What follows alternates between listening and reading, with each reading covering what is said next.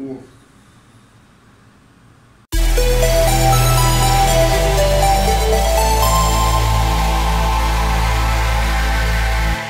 Greetings Wanderer, this is Atlas here and welcome to the Void.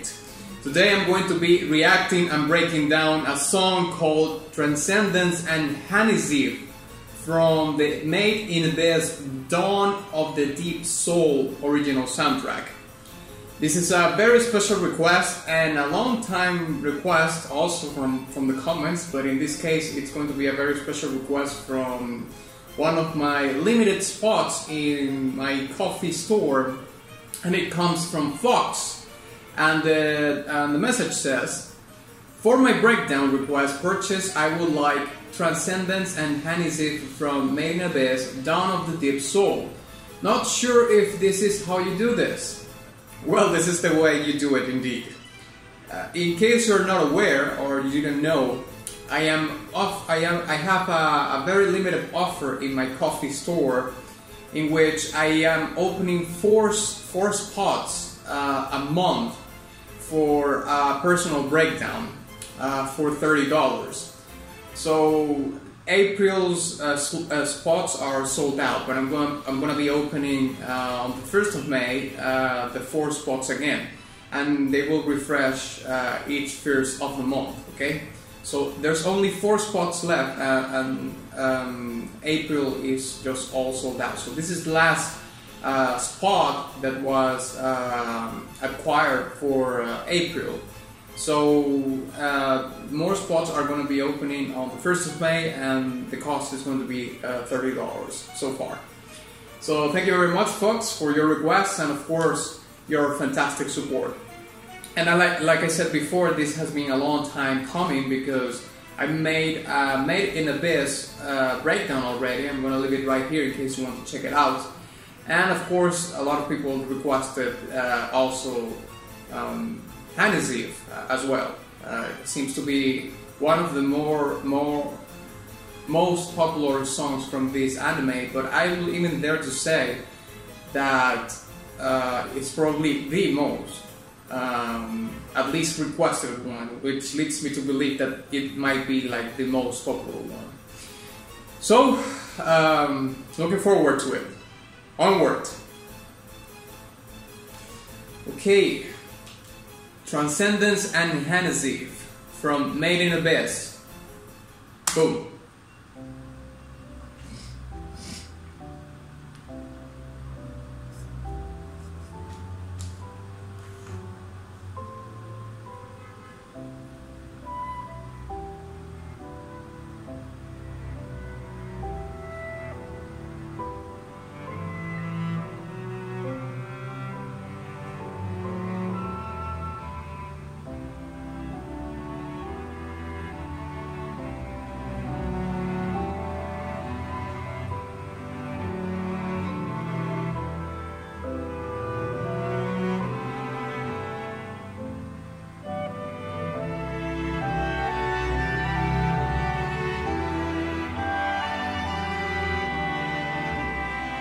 The arrangements in the strings are spectacular.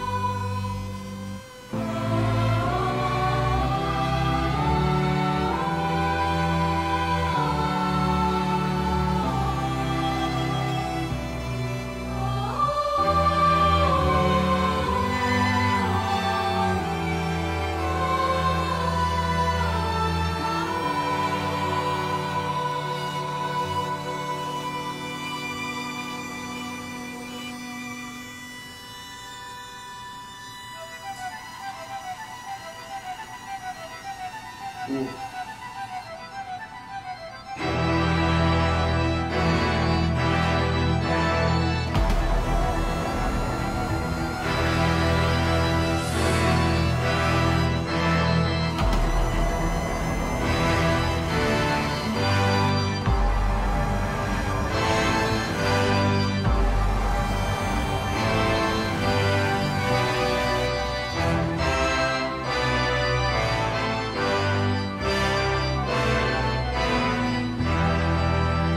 organ with the strings sound so massive.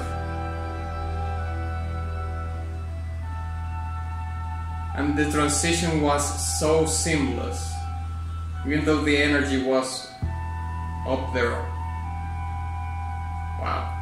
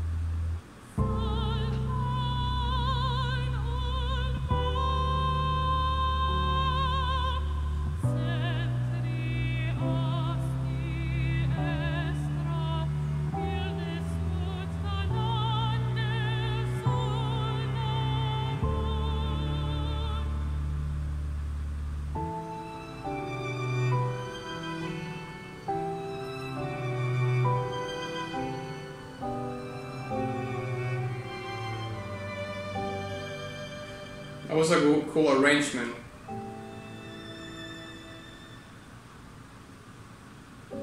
Like repeating the last phrasing of the vocals.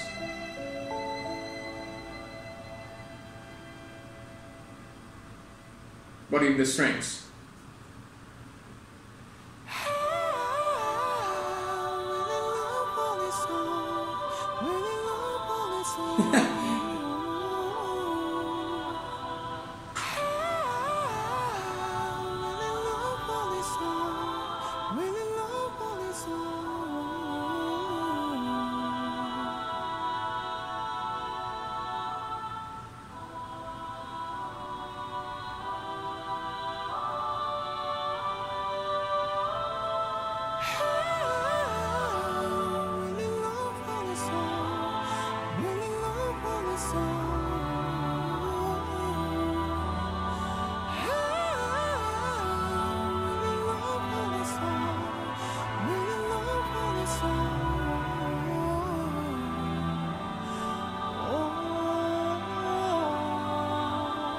Oh.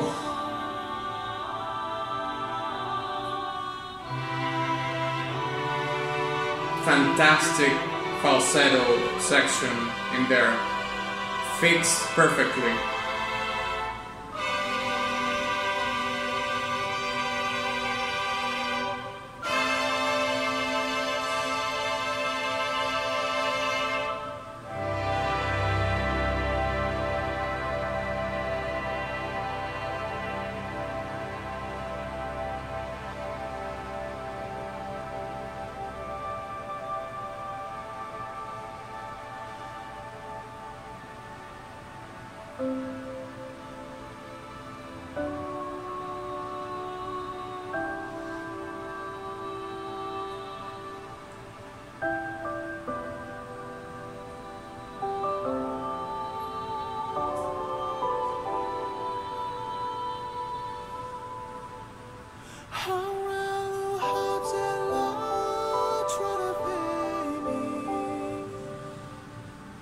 See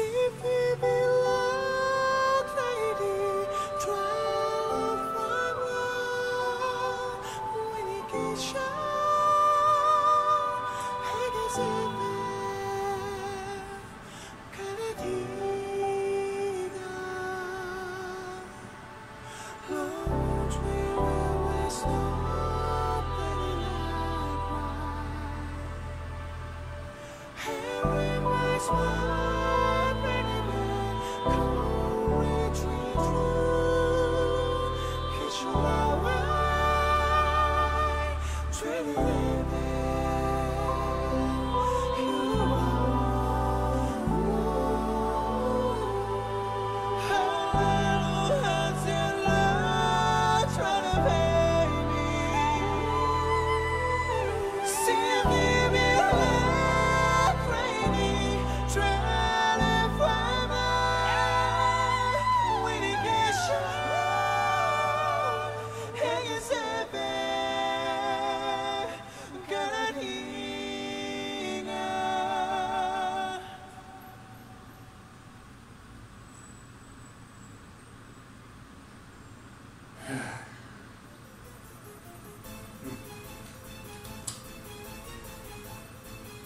Oh, dear Lord. That last part, right in the feels. I thought the song was insanely good. It's a fantastic song, and now I understand why people was requesting this so much. It certainly deserves that amount of praise. Like the amount of praise that I've seen in the comments is very justifiably and reflected in the track, for sure. This song shares in a way a similar structure in the storytelling of the song as well as in Tomorrow, although I believe the songs by themselves are extremely different, you know. And I'm also going to look if this track has lyrics. So let's break it down.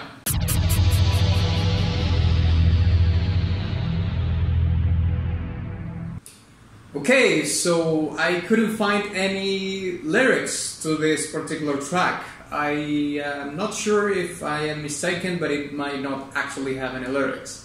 Or maybe it is like a made-up language and nobody knows what it says, like what it means, or it's just simply very, very beautiful sounding gibberish. But whatever it may be the case, well, we might find out that later. But in the meantime, I am just going to go and jump straight into the breakdown of the actual music itself. So, the first thing that I would like to say is that I don't think can be software.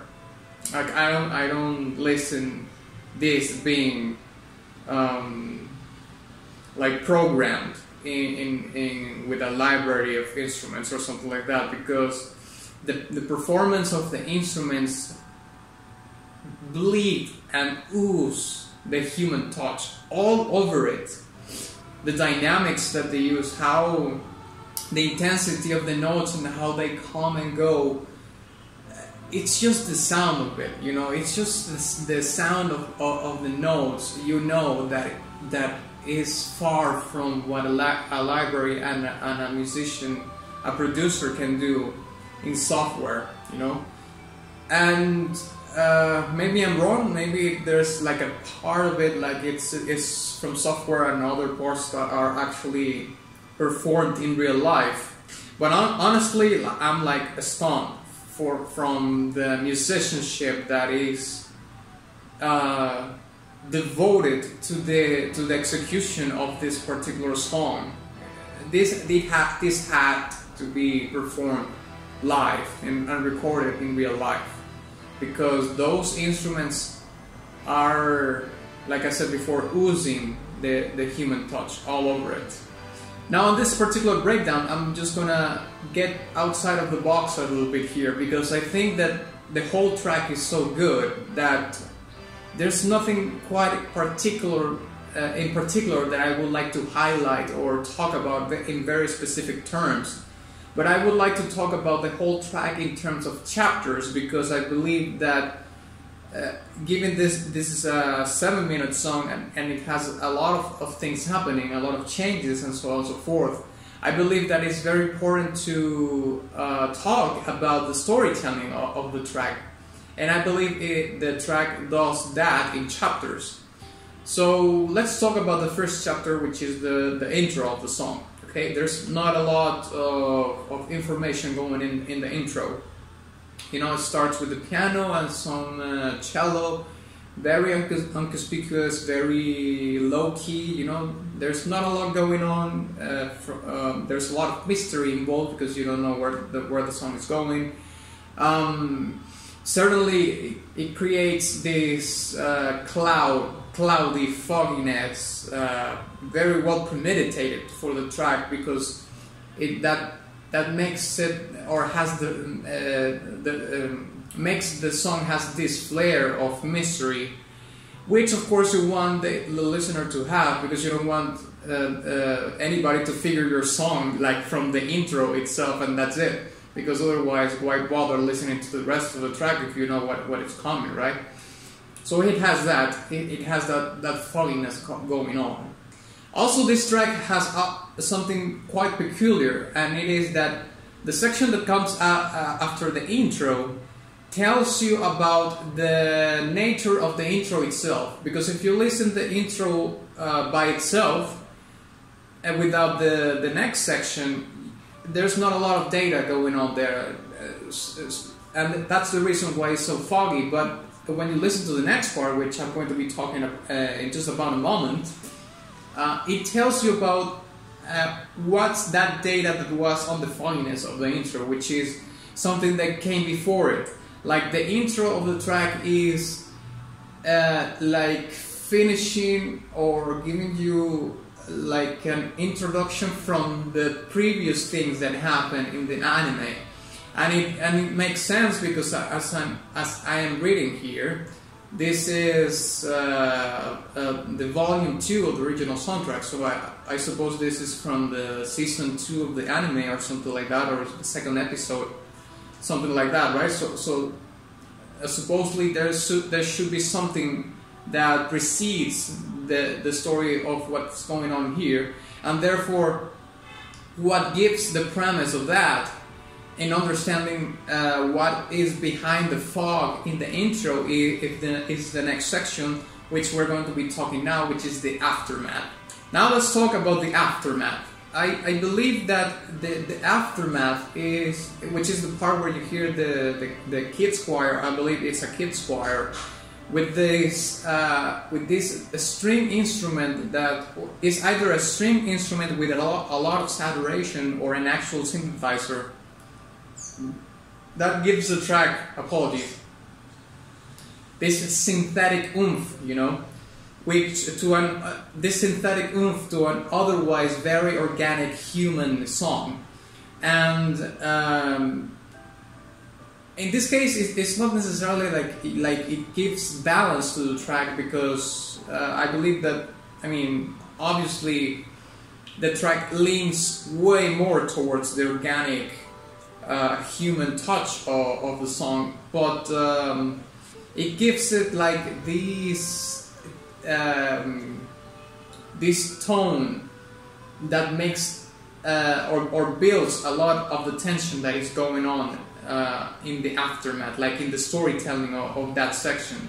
And I'm calling it the aftermath because the kids choir with the synthetic element in this either string instrument with a lot of saturation or a synthesizer, it's what is building a little bit of the storytelling of that part in the sense that is almost like retelling a little bit or making a you know, like a big picture of what came before the song, like the events that are not told in this particular song.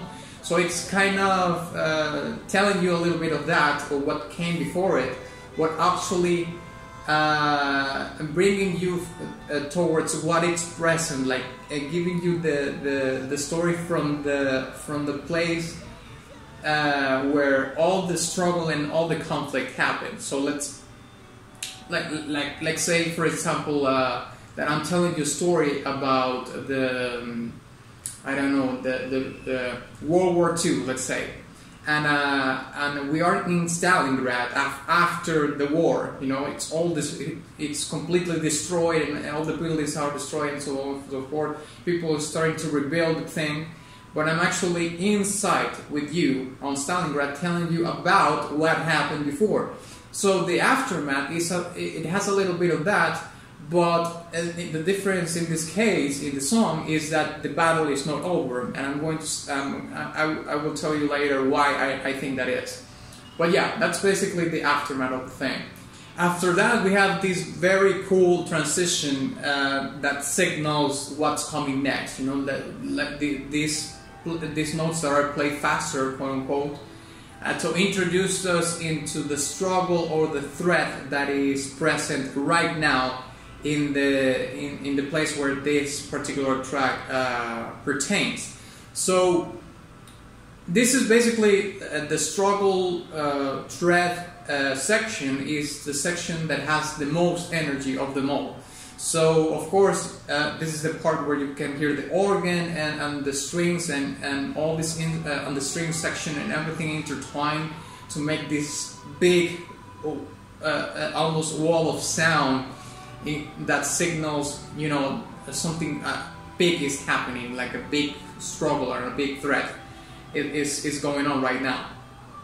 And this particular part of the song is the one that has the most energy. It's like the energy of the track gets to a 10 in this particular part, and it's the only part that has that amount of energy. So in a sense you could consider this a climax of the song. However, it is not like the climax of the song. I would say that is one of them, but at the same time, in terms of the storytelling, I don't believe this will be the climax of the song in terms of the storytelling, but it just in term, but it's one of the climaxes. Is that how you say it? The climaxes, or it's one of the many climax that you hear in the. Well, there's not many. There's like two, but you know what I mean. This is one of them. In terms of arrangements, let's say, but in terms of the storytelling, I wouldn't say this is the climax of the song. But it requires that amount of energy because at the same time it's talking about a big struggle or a big threat or a big event that is happening in the anime. So that's the struggle threat section of the song. Then we have the calm after the storm section, let's say, which is the part where, you know, it's very stripped and very tamed, in which you can hear only, I believe it's the piano, maybe like a couple of string instruments, maybe a cello here and there. I can't remember well, but definitely you can hear, you know, the lyrical singing, you know, this opera-like singing from this lady. And this is like, you know, after the struggle, after the threat, after all this conflict happened, then it's calm, the calm after the storm. But at the same time, you know, that sort of feeling that you get when something bad happens, but then let's say that you survive it or you experience it, but you're okay after that, but there's an underlying feeling of it might happen again very soon. That's what happening. That's what is happening in the calm after the storm section. Okay, so you have this very beautiful lyrical singing on top of it that is, you know, carrying with the spearhead of the storytelling of the song.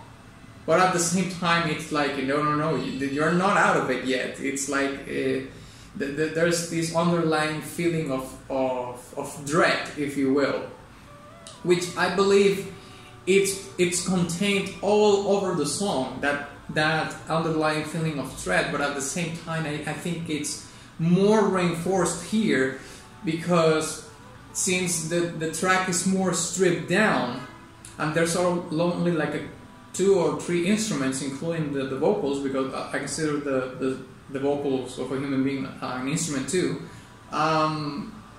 You can hear quote unquote that sense of threat. It's not necessarily like expressed very literally or very explicitly, but it's there. You know, it's like it's not even in a slumber because it's awakened, but it's there. You know, it's like lurking. It's lurking underground or you know, hidden in a shade or something like that.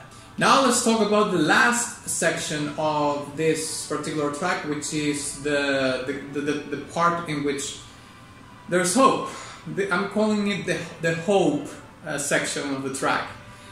And the reason for that is because all what the falsetto vocals are telling you, along with the arrangements and the strings and so on and so forth.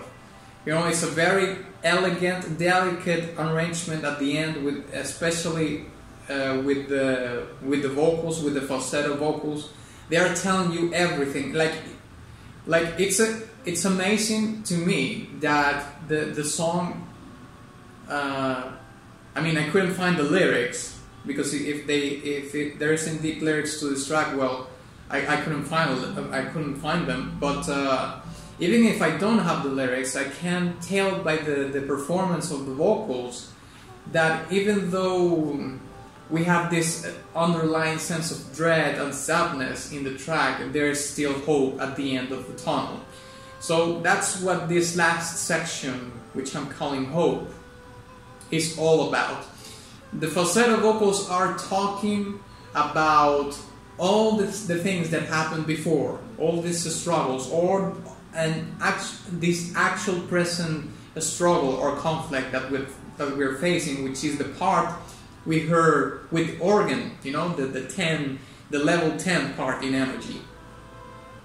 And now the last part of the song, the last section, this last chapter is telling us that there's still hope, because it's basically saying we have come so far, you know, we have been through so much, we can't give up right now, you know. We have to carry on, we have to continue. And the best way to understand this particular sentiment or feeling towards what you're facing in the anime, be it an external threat, you know, like you know, an enemy, an outside enemy of some sort, a monster, an alien race, and another faction of human beings, whatever it may be, either that or an internal battle, you know, an internal conflict, an internal struggle, you know, with your mental health, with your actual physical health, which of course impacts your mental health also. Whatever it may be the case in the anime, you will understand that the phrase "we have come so far, we have to continue. We have come to this. We have endured so much. Now is not the time to surrender." It's because the track is unresolved, like completely. Because you can hear that the vocals are telling the story, and then it ends with that. It's like it's like I was telling you about this very sad story that I went through, but I stopped at a certain point, you know. And the reason why I stopped at a certain point is because maybe I am still living through that process, you know. I'm still living in that experience, and therefore I can't tell you how the story ends, because the story is still being written, and therefore that's why the track ends like that. It's just the vocals trying to tell the story, but just stops sort of abruptly. I do not hear anything else. So therefore it's like we are still making the story, the story is still being written, and therefore I can't give you a resolution to the track.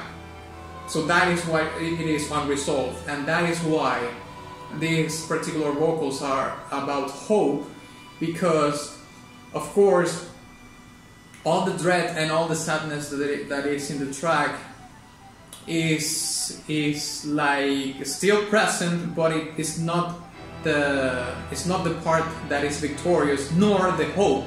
So they are like these two layers fighting each other, you know. The hope and the dread and with the sadness are like in the same playing field at the end of the track, because of course it's unresolved. You don't know if the people in the abyss made it, pun intended, or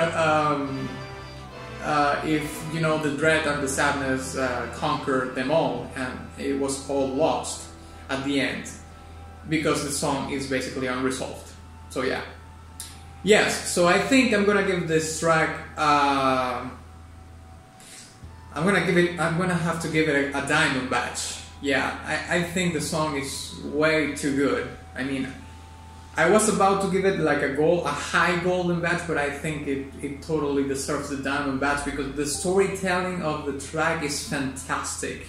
The arrangement of the track, all the arrangements were incredible. The performance of the instruments were exquisite, like so good, to a point where, I mean, they were perfect, honestly, the performance of the instruments. And of course my favorite part of the track, which is the last part, the hope part, with this underlying sense of dread and sadness. Way too good. It was way too good. So yeah, it's gonna be a diamond badge for this one. So thank you very much for watching this video. If you enjoyed it, please give it a like and share it with your friend. Also, please don't forget to visit my Patreon in case you want to sway the vote towards what I'm going to be breaking down next, starting at $1. You can also go to my Ko-fi profiles in case you want to make a one-time contribution to the channel, or to my Ko-fi store in case you are interested in one of these personal requests for $30, and also my Teespring shop where you can get merch and all that jazz. And of course, ex nihilo nihil fit.